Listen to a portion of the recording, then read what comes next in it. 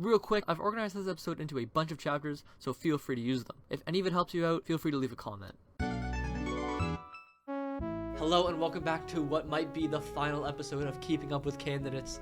Today we're keeping up with really only one candidate. I guess me too, but who is our one candidate that we have here today? Hi, my name is Jessica. Me and Jess have one thing in common. We're stressed. Yeah. About AQs, about ABQs, life in general even perhaps, but... Heavy on life in general. We're gonna try to fix some problems today. We're gonna solve the mystery around AQs and ABQs. We've gone through a lot of seminars on ABQs and AQs. We've talked to a lot of peers about ABQs and AQs. I've scrolled through Reddit, which is probably maybe a reliable source of information. I'm not sure yet.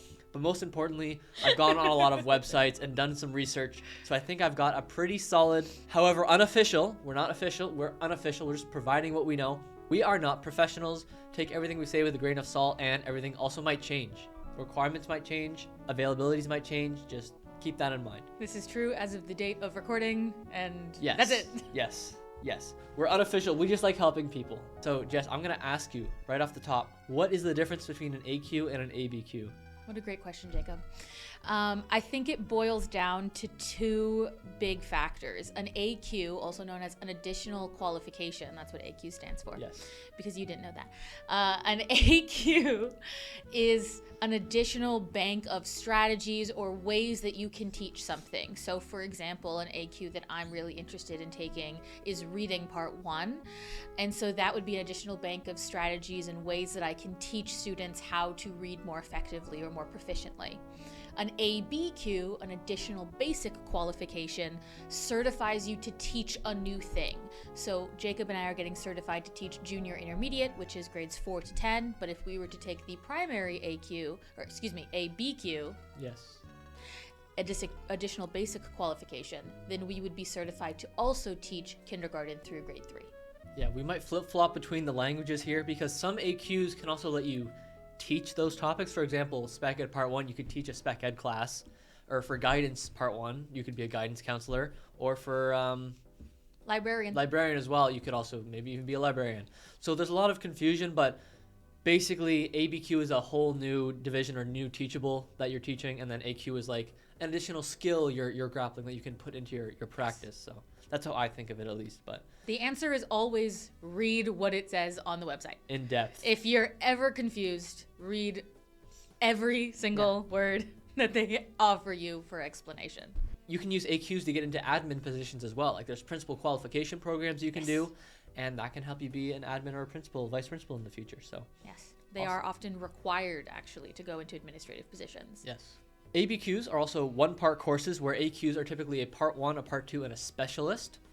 And so yeah, if you're thinking of, for example, doing a drama certification, a drama ABQ is one session where a drama AQ involves part 1, part 2, and specialist. Those are 3 separate courses, but they build on each other instead of an ABQ, which is just a one-time course that you take. We are now the fast and the furious. We are racing on the road to A4. We graduate very soon in April. All of our courses and practicums are done. And then in June, our degree is conferred. And then we have to do adult things like be a teacher. So the road to A4, for those that don't know, pretty soon in Teachers College, you begin to think, how much am I getting paid here? And you find your pay grid. It's probably outdated by 2 years because you can never find the most up-to-date one. But for example, you can see, I can even put it on the screen right now, there's column A1, A2, A3, and A4. And so A3 is typically, there's a lot of exceptions in this, but A3 is where a lot of our graduates a lot of graduates in our program, in the Brock and Curran program, and probably other programs will end up in after they graduate. Because that involves having a 4-year undergrad degree with first or second class standing. And so you have to take some courses to get up to A4, which is like 5 or 6,000, 4,000, 5 or 6,000. I'll put it on screen right now. More money per year for doing 5 courses in maybe one of the early years. You can do them whenever you want. There are 7 general big ways to get from A3 to A4. And what are these general ways? Thank you so much for asking. You can put the screenshot up. if you'd like. I have a lovely screenshot. For differentiated instruction purposes, we're going to put the screenshot up. Multimodal too. So, number 1, or A, 5 additional approved full university degree credit courses with a minimum of B average. 5 additional qualification courses or approved equivalent courses. We believe this also includes ABQs, despite only saying AQ. C, a combination of A and B to a total of 5 courses. D, an ARCT or ATCM diploma or approved equivalent. E, a diploma from the Institute of Child Study. All of you PJs, maybe that's for you. F, a 3-year diploma from a CAAT exclusive of the university degree and any previous category requirements. That would be an additional diploma. And G, the final one, which some of our peers already have, an acceptable completed postgraduate master's degree additional to basic teacher training. So if you were doing anything else and got a master's in anything else, that will already bump you to A4. Congratulations. So what did Ellen get a master's in? Ellen got both a bachelor's and a master's in art history. So Ellen's going to graduate, and she's already going to be an A4. She doesn't have to take any of these courses, but you and me, who did not do a master's or a PhD, shout out Sean. Shout out Dr. Sean. Dr. Sean over there. We forgot to mention what I like to call the secret option, which is getting certified in all divisions. But there is a catch. So if you scroll up a little from the points that Jess just said on the QECO website, you can see that another way to go from A3 to A4 is to have completed a bachelor's degree that met specific requirements, either ABC requirements or AAA requirements. Those stand for Advanced Baccalaureate Accreditation or Advanced Academic Accreditation. I have a chart here that explains both of these requirements. Take a look if you want. So basically, they involve getting a B grade or higher in many courses within a specific subject area. If you did happen to do this, then you also have the option to get certified in all 4 divisions. That involves primary, junior, intermediate, and senior. But for example, if you're in intermediate senior, you would only have to take the junior ABQ and a primary ABQ to reach A4. Also, I checked, and the information I can see is that ABQs do count.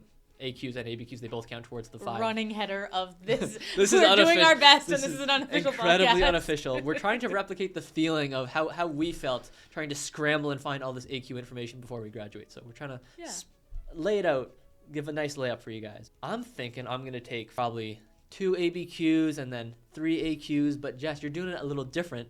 You have a whole plan that I can also put on screen right now. Sure. And if we look at section 33, part C, you're going to do a combination of A and B to total the 5 courses. Yes. So I did my undergraduate degree in a combination of social psychology, which is like if psychology and sociology had a baby, and theater and film. So that gives me a junior intermediate teachable of theater. But I would like to bump that up to senior, which will get me 1 senior qualification. However, for all of you who want to go into intermediate senior and want to teach in high school, you actually need 2 qualifications, and I'd like to make myself as hireable as possible because the dream is to do adult things with adult money.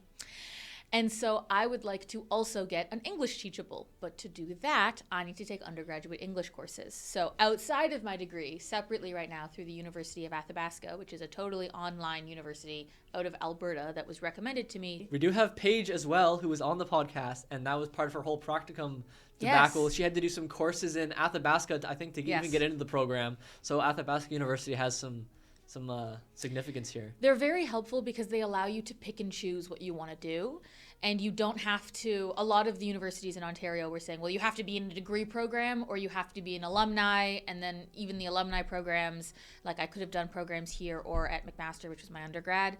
A lot of them are in person. And I'm actively doing this or actively trying to teach. So the flexibility of a totally asynchronous course through Athabasca has been very helpful. So as you can see by my beautifully color-coded spreadsheet, which is potentially on the screen, who's to say? It is. Okay. You can see it right there. You can see red at the top is what I'm doing right now. So I'm currently taking an intro developing writing skills. Thought that'd be helpful for learning how to teach developing writing skills as well. And then I would like to take some additional basic qualifications. So you see social science there, and you also see dramatic arts. And then I need to take, at the moment, I think, 3 other University of Athabasca courses to a total of 4.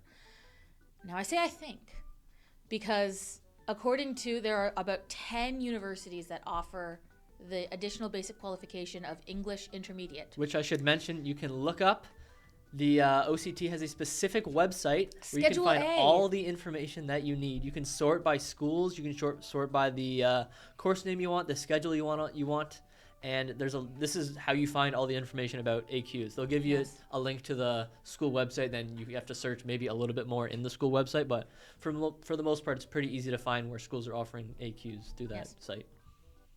I have just recounted. It's 9. It's not 10. So there are 9 different universities in Ontario that offer English Intermediate as an additional basic qualification. And at 8 of them, they specify that you need 2 full year or 4 half year English courses or English credits to be able to take the intermediate qualification, except for the University of Toronto, also known as OISE. That is their teacher education section. And OISE says, with a little asterisk, that some drama courses may be acceptable. So TBD on that. Would love to save $2,000 and not take 2 other courses. So Jess, you kind of briefed over it, but you're taking intermediate English and then you're going to take senior English. Yes. Why not just take senior English? Jacob, what a great question.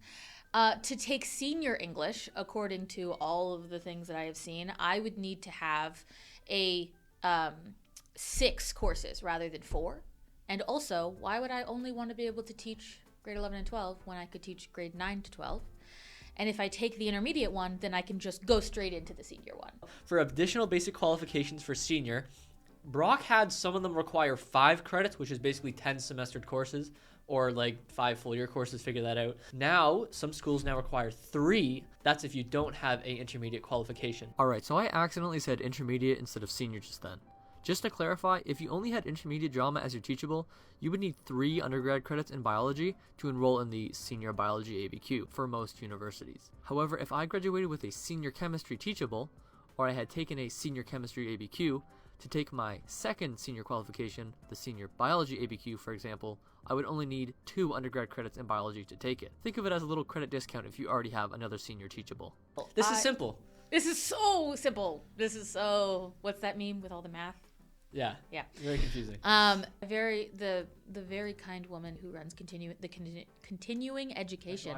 I was very confused, and I said, "This is my transcript. What can I take? I don't know. There's so many links to click." And she gave me A, B, C, D. She's like, "These are the ones you're qualified for." And I said, "What about this one?" And she said, "I read your transcript. You don't have that." I was like, "What if you just let me?" And she said, "That's not allowed. There are rules."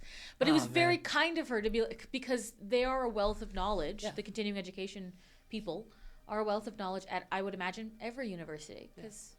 I also want to highlight my positive experience with that. 3 years ago, for biology, the senior biology, I'd email to her, say, "Do my anatomy classes count? Does my biochemistry class count?" She said, "Yes, keep this email for future reference and use it when you need it if there's any discrepancies." So emails save lives is what I'm trying to say. Use that star in your inbox. Pin it to the top. My undergraduate degree that involved theater, I took 6 courses in theater, so I could have used it as, if I had another teachable, I could have gone straight to IS. But you, for example, do you only have 4 or do you have 6? Of what? Of theater. I don't have any theater. I've not taken a single drama class, and we will get into my journey in a minute here. But yeah, if I had only taken 4 and I'm already getting certified in intermediate through the basic of my junior intermediate degree, then I can bump right into senior. I don't have to do anything else. Which makes logical sense, I feel. And that's for English, right? For drama. Drama now, okay. Yeah, because I'm getting certified in junior intermediate drama. And so without doing anything else, because I already have that certification, I can go straight into senior. Yeah, and they don't even care that you've taken your drama courses. For the drama classes, except for Western, the other 3, which I believe are Windsor and I'll put it on screen. I think it's Windsor, Western offers it, York, and UFT. Drama senior ABQs at York and UFT, for example, their senior drama class only requires that you have intermediate drama ABQ. Yes. They don't care if you have had any courses at all, and also the intermediate drama ABQ has no requirements. Same for phys ed. I'm now going to take the intermediate ABQ for drama, and then eventually the senior without taking a single undergrad drama course. Mm-hmm. Which would have been fun. Mm-hmm. But yes. I want to note real fast that I do have a passion for teaching drama, and that's why I will be taking the intermediate and senior ABQs for it. My advice is that you do not get qualifications for areas that you do not want to teach, because guess what? You might be stuck teaching them. However, some schools or boards will heavily prefer that you get a specific AQ, and I've seen this with Spec Ed Part 1 and teaching English language learners. This is especially the case for high school, where it's almost necessary to have that teachable to teach the course. I did all these courses and I didn't even have to. Well, you did it for the I did it for the love of the game. For the love of the game. That's a good way Yeah, to I put did it because I love drama and not because I knew I wanted to be a teacher. Because in fact, when I was an undergrad, I didn't know I wanted to be a teacher. I thought I wanted to do a bajillion other things. And then during my gap year between undergrad and now, I decided actually it would be really fun and maybe I could take all these things that I'm good at and combine them into one thing. And then after you graduate that program, you could take even more. Yeah. Even Who more doesn't want to specialization. spend more money? Oh, speaking of money, how much do these courses cost? Because there is a cost sometimes. Yes. I love this sometimes. So on my beautifully color-coded schedule, I have that the U of T courses cost, and this is as of recording, cost $725. This is before ancillary fees, which always jab us. For anyone who's ever been in post-secondary knows that ancillary fees get you. So I have, it's $725 for the U of T ones, and then because we are graduates of Brock University, it's also $725, but we get a 10% discount, which is $75 off because I can do quick math.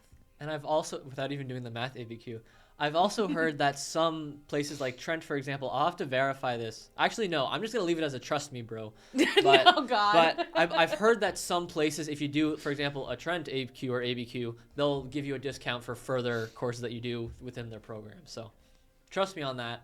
Or do your own research. I would suggest you do your own research. The answer is always do your own research. There is another way. There is another way? There What's is the other another way if you don't want to pay for AQs and ABQs, and it's through your board. So we're all getting certified in something to be teachers, whether it be primary junior, junior intermediate, intermediate senior, and we can practice with the license that we are granted at graduation. And so once we get into a board in whatever we already are certified in, there are a lot of boards that will offer certifications, different AQs or different ABQs. You just have to look through the boards. And also, another way is through your union. So I know that ETFO offers some, and I know that OECTA offers some. I do not know about about the high school one, which is called OSSTF. OSSTF. I was going to say OSSLT, and that's Nope. wrong. That's an English test. That's the English test in grade 10, which I will certainly be administering in my future. Hopefully, Yes. as an English teacher. Yes. But, what were we talking about? Just the different ways that you can not have to pay for things. Oh, yes. Because it's expensive. Existence is expensive. And if you can get covered in some capacity, it would be nice. Speaking of coverage. Some courses now, what I've seen, the majority of AQs and ABQs that I've looked into are covered by OSAP's Microcredential program. Yes, sir. And so I'm about to explore this myself with doing a Windsor AQ, which I'll get into in a minute. But, for example, that $725, again, take this with a grain of salt, but I've heard they give you a grant for half of it or about that, or a loan for half of it, or a loan for all of it. Everyone has their own specific Everyone has their OSAP own- situations. Yes, exactly. We highly recommend reaching out to OSAP or reaching out Yes. to the financial aid section of whatever university you have applied to. People other than me and People you. other than us. Yes. Money is none of my business. But on websites, they do say these now count as micro-credentials. You can Yes. apply for them using micro-credentials. So. Also, when Awesome. you go onto OSAP's website, which I just did earlier, you can go in and there is a page dedicated to all of the acceptable micro-credentials. So you can look up the university you're going to and then the specific name of the AQ or the ABQ. I thought, I can just look up education. Wrong. I had to look up social senior : social science ABQ. And then it said, yes. Some courses also as well, I was looking at Nipissing. I believe they have an early bird discount, which is like Yes, 20, they 30, do. 40 bucks, which might help. So yeah, look into ABQs. Make a plan like Jess so that you're prepared. Color code it. When you want to register these. Yeah, color code it. I did this last summer when nothing had started, or not last summer, 2 summers ago, when no school had started yet, and I was dying because I needed to feel like I was being productive. Also, we should note that whenever you finish or I finish our 5 AQs or ABQs or even our masters or even when you get your degree conferred, QECO takes a long time to put in your documents and Tell process them immediately. Tell them immediately. Immediately. Through Reddit, not an official source, through Reddit. I've heard of some people getting back pay, for example, if they were certified and then they taught for like 6 months, even though they had completed the course in like September, they might get back pay for that segment. But again, But you don't also talk to might us, not. talk to somebody else about this. Yeah, we had a presentation on QECO in September of last year, in September of our second year. And the woman from QECO, the lovely presenter, said, nothing is guaranteed. Yes. If you are too slow on it, if you don't tell us, we'll never know. Because she was dispelling the myth that once you complete it, that it's just completed and you don't have to tell QECO. You really have to tell QECO. QECO has no way of knowing. Nobody talks to each other. It is on you as the professional to get that transcript, to send it to QECO, and to make sure all of your ducks are in a row. Yep. Also, QECO does say, because you have to register to get even to A3.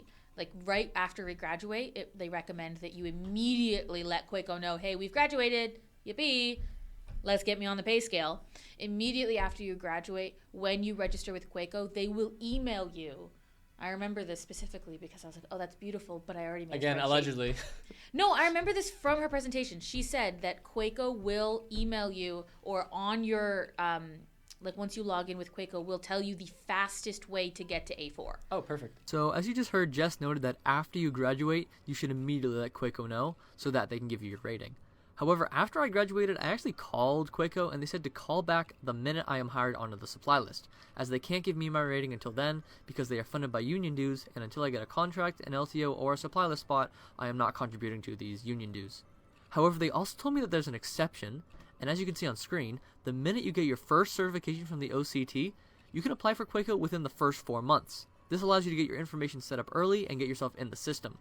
Then you'll have to tell QECO that you graduated, so that they can provide your rating without having to get a contract, LTO, or supply list spot. Are you starting to understand why I made this podcast? Sometimes I feel like Sherlock Holmes uncovering these mysteries.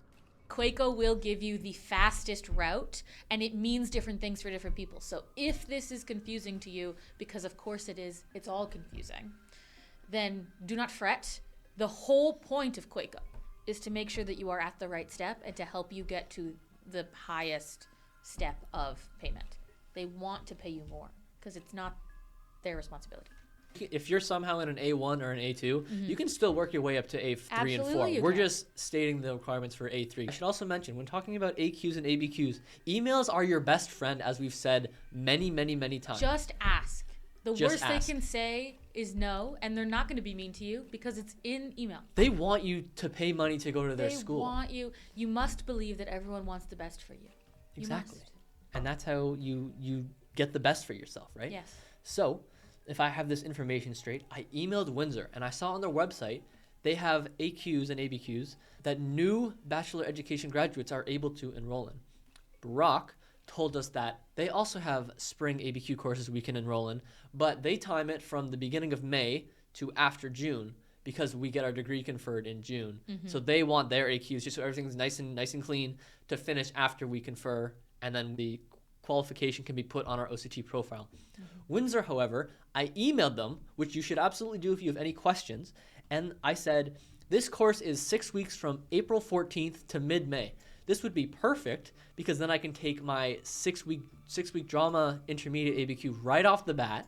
I could take the senior one way later. There's way more time for them to process that I've completed that course. Yes. But Brock had told us, yeah, we don't want you taking any before your degree is conferred because there might be problems. Like you can't do AQs while you're in your undergrad, or sorry, while you're in your teacher's college program still. Yes. I've Or heard, on a unless it's French, I've heard, which you should also check out. French, they just really need French Yes. teachers, so they will defer to that. We've been told we're not allowed to do AQs or ABQs Yeah. on the transitional certificate. However, However, Windsor, I have my transitional certificate. twin. Windsor is letting me. I've already enrolled in the course, and I You're sent in. them my transcript, and they said as long as I have proof, I'm gonna pull this up actually, so I don't. On their website, it says it is understood you will not receive credit for your AQ or ABQ course until your OCT certificate is permanent and in good standing. And so I asked, does this mean I would do this course for nothing? I would not get credit if it completed before my degree was conferred, basically. Waste of $750. Yeah, exactly. And so they said, we will hold on to the notification until you let us know your OCT certificate is finalized. If you take a spring course, they finish May 25th, 2026. That's the drama one. It goes from April 14th to this May period. If your OCT certificate is still transitional, OCT will not add any qualification. If your certificate is finalized August 25th, for example, they will send a notification to the OCT we completed the course on August 26th. The earliest OCT will add any qualifications to your certificate is 1 day after your OCT certificate is finalized and permanent. Most are finalized within a few months of graduation.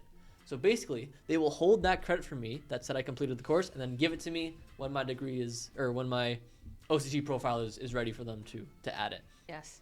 There's a lot of mixed messaging surrounding AQs and ABQs in terms of when you can do them. I've heard people doing them like all over the summer. I've heard some people say you can't do that. It's just a lot. Yeah. Especially once because we graduate our June the conferral of our degree 12th, 13th, something like that. June 12th or 13th. But our last day of our actual program is April 3rd. And so the question is, can I email the OCT and say, move my transitional certificate into a whole certificate on April 4th? No, I can't. It's Good Friday. They're closed. It's going to take a while to process too. But you know what I mean? Like, could I fast track that? I'm going to have a quick interjection here. So now that I've graduated, I can tell you that to move your transitional into a full certification, you have to wait for Brock or your university to send the OCT confirmation that your degree was conferred. For me, I also had to check the OCT to see what outstanding documentation they needed from me. It turned out they needed my completed graduating transcript too. When I handed that in, a month later, my certification was changed from good standing with limitations to good standing. If you don't have a transitional, which gives you the opportunity to hand in documents and complete some trainings, then when you've graduated, you will be waiting longer for everything to be processed. However, you can try to email the OCT to try to accelerate it. I did have a friend call the OCT to ask, after a month of waiting, if their transcript had been processed yet. Miraculously, it was done the next day. Maybe it was a coincidence, but then again, maybe not. I would like to be done with the being a student part. Yeah. I would like to teach. God willing, I'd like to teach. It's so fun. And get paid the most that you can. And get paid the most that I can. But it's so fun to teach. Like even practicum, where we have to pay to be there, is still so fun. So I want to get to do more of that and less of the in-class stuff. Yeah. 6 years is enough years. There's also some ABQs that are like, for example, I think I said my drama one is like 6 weeks. The OISI one is 3 weeks. 3 weeks, yes. It's 3 weeks. But it's the same course hour requirement, I believe, yes, of like 125 or something. They expect you to spend about 45 hours a week on course content, which is insane because I'm going to be working a full-time job at the time. So that's okay. I just won't sleep. But anything is possible. Anything is possible when you believe in yourself. Yes. Anything is possible when you love drama enough. So yeah. And I think we do. Yes, we do. I should also mention I have a medical science undergrad, so I'll also be taking a biology senior in between those 2 drama courses. So then I'll have my 2 senior qualifications, and I'll be ready to teach biology or drama to intermediates and seniors. So yeah, it'll be awesome. I think the other intermediate I'm going to get is family studies, because that seems fun. Because there is my other potential. Outside of English, of course. My other potential teachable is social science, which gives you a bunch of options. Like my undergrad does give you a bunch of different things you can do, but they're all very specific. Like I could do economics with my undergrad degree, which is hilarious. I don't know anything about economics, but I could learn. Anything. I could do economics. I could do law. Again, what do I know about the law? Nothing yet. You haven't taken the course. Exactly. But I could learn. And those are like 2 courses in high school that you can take, 2 very specific courses, which is why I want to do English, because everybody has to take English for all 4 years. And I feel that would make me very employable. And I feel like a lot of people take bio. I think bio is the most taken. There was statistics I had found at one point, and like people that are qualified in each division. Yeah. Bio is the highest out of the sciences, I believe. So maybe I'll do chemistry instead.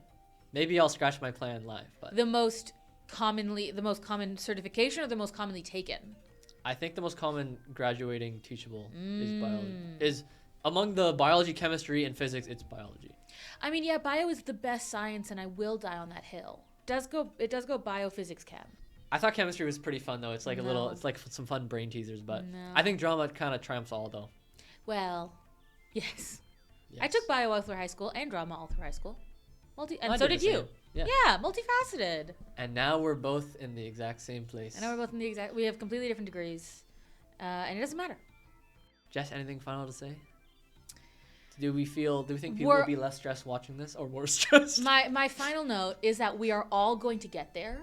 Eventually. And I know that we are all trying to get there in the most inexpensive and quick way possible. And I do hope that you get there. But even if it is not the most inexpensive, even if it is not the quickest way, you will get there. You will get to A4. You will have an illustrious career. You will be able to teach everything you want and get to every location and every place that you want. Breathe. We're all going to we have 30 years of teaching ahead of us. We don't need to speed run the beginning. We need to breathe. Yes, this is a me thing too. Please take care of yourselves. We're going to get there. That about wraps it up. Thanks for watching. See ya.